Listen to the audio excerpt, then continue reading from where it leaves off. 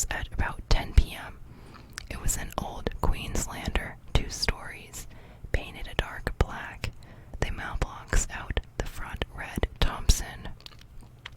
The H and P had fallen off. It was the only house for a few hundred meters. Obviously, whoever owned the house owned the land around it. We were all sweaty from the hot and humid mid-October night. Harrison chuckled. Guess the only way to find out what the hell is there is to go inside. He started towards the house. I followed him up the driveway, gravel crunching under mine and Harrison's boots. Simmons didn't move. I turned and looked at him. "You nervous, Simmons?" I said, looking at him. No, I've just got a bad feeling. This freaks me out." I stared at him with a blank expression. Simmons sighed and started to follow me. Harrison knocked on the door to the house. All the windows were half boarded up and covered with black-out curtains. Harrison knocked again. "This is the police. Please open the door or we will enter by force." There wasn't a response. I walked in front of Harrison and tried the door handle. It was unlocked. The hallway inside was dark from the looks of it. There were a few rooms jutting off from the hallway. A couple had closed doors. At the other end was a staircase leading up into the darkness. In unison, we all took out our flashlights. Turning them on, we began to move together. The floorboards creaked, and it felt like something was sticky under my boots. Not enough so that I was stuck in place, but enough that I had to actively pull my shoes up.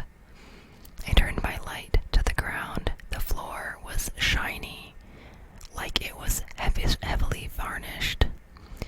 The first room was a living room. A few old couches and bookshelves filled with old leather-bound books. As I walked towards the bookshelf to take a look, I heard Simmons gasp. I turned sharply.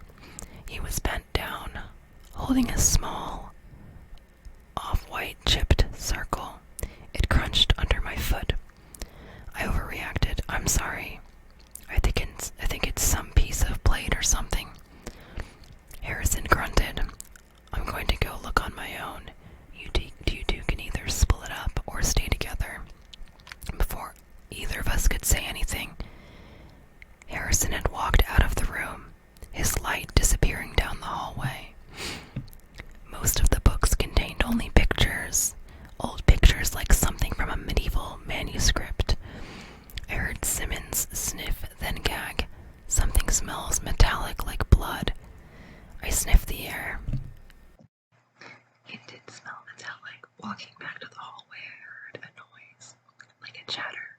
I called out for Harrison. No response. As I turned back towards the door, Simmons was gone. He wasn't anywhere to be seen. I called out again. No one responded. I checked through more rooms, more old furniture, more metallic blood smell.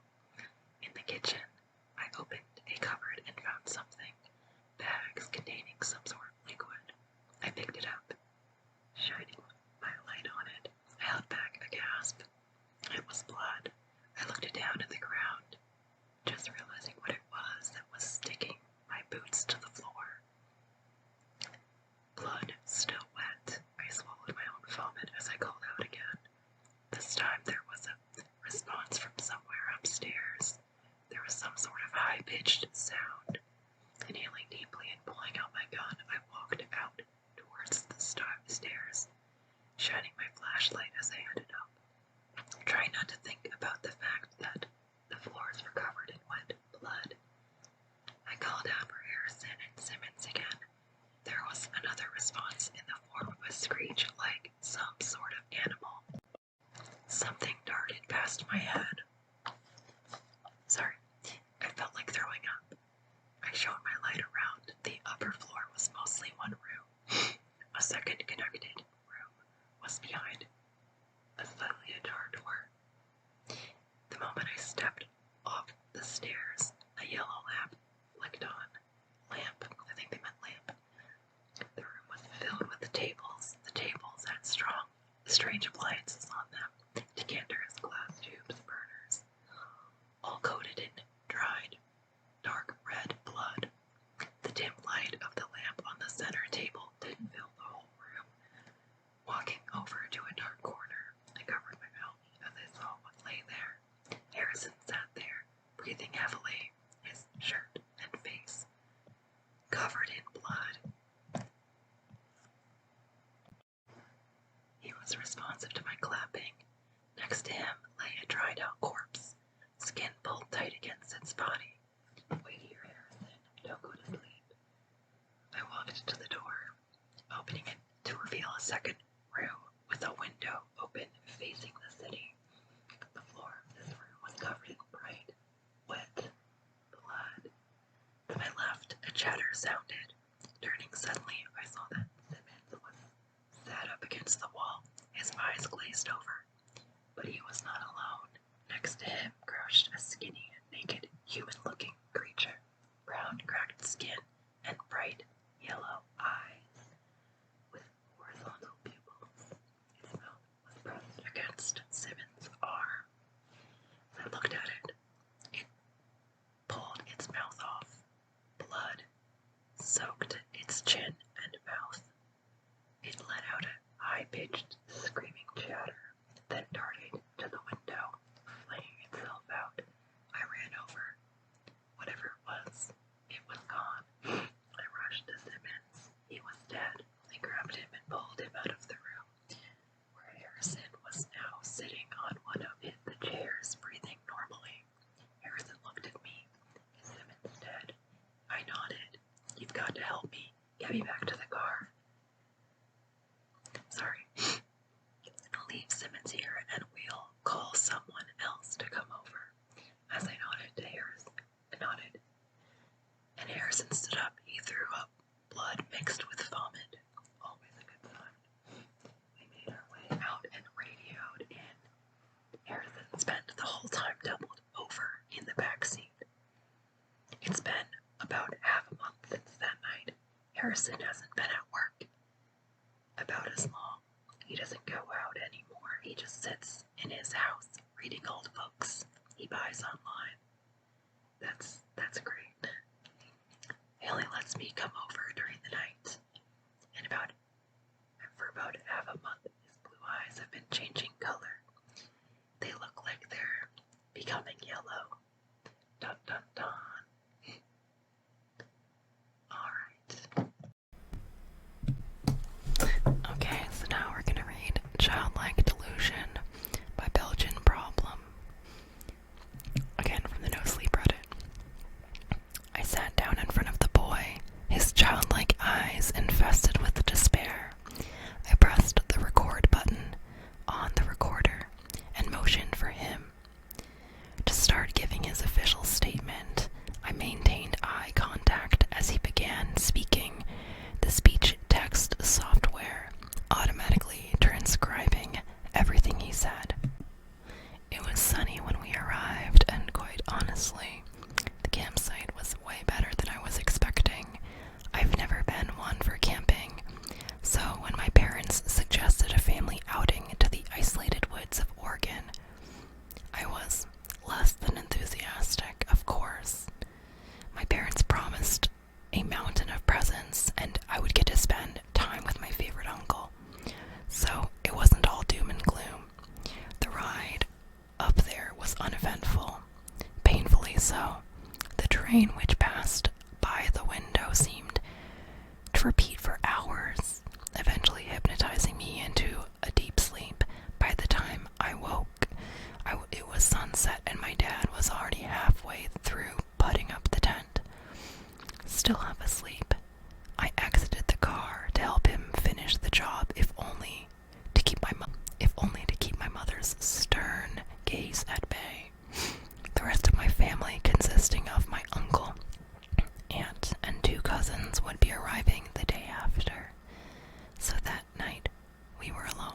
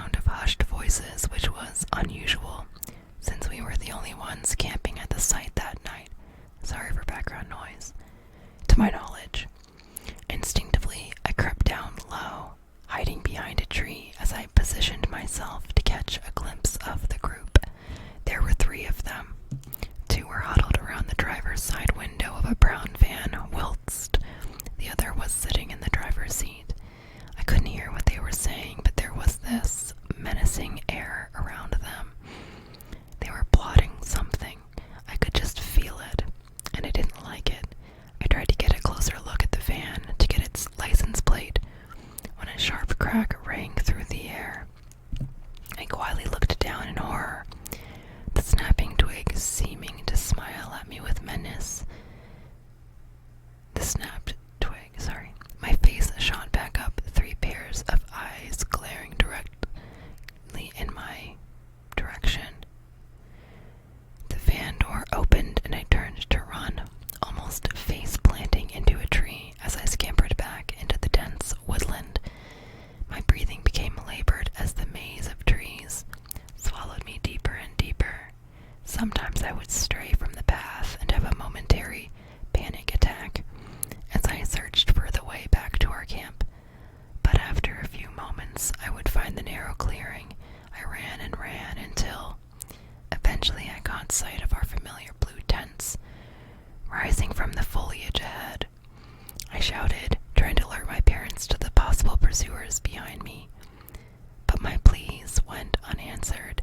Desperate, I opened their tent and peered inside, my blood running cold as the emptiness of the tent washed over me. Why weren't they here? Where did they go? How? My thoughts were halted by the sound of footsteps outside, accompanied by an overwhelming sense of dread. What seemed like an army marched towards our campsite, and I curled up in my parents' sleeping bag, praying that God would come down and protect me from the threat that loomed outside. I closed my eyes as seconds turned to minutes, then perhaps hours. I think I went to sleep a few times, but each time I was pulled back to consciousness by unusual and peculiar sounds. Laughter, movement, unusual smells. The line between reality and my dreams were becoming impossible to discern. Eventually, light began to rise outside as the innards of the tent were illuminated. I like the way they said that. Innards of the tent illuminated. It sounds lovely. Innards. Slowly, I managed to convince myself that I had to leave, and I searched the tent for anything that I could use to protect myself in case I was ambushed. After unpacking practically everything in the tent, I finally found something I could use. The long steak knife quivered in my hand as I tentatively stepped out of the tent. My eyes swam across the campsite, my lack of sleep and nervousness blurring my vision and entangling my legs in unseen vines, which strapped me to the floor. From every angle, figures appeared, seemingly from nowhere. Torturous grins adorned their faces and I spun wildly looking for an escape route. None presented themselves, and my imminent death crushed what was left of my mind. Ooh, that's good. With tears streaming down my face, I screamed, throwing my knife-wielding limb around with the desperation of a cornered wolf. I made contact with one, which let out an unholy gurgle as it fell to the ground. The others seemed to retreat for a moment, but it was only temporarily, and they quickly began to approach me.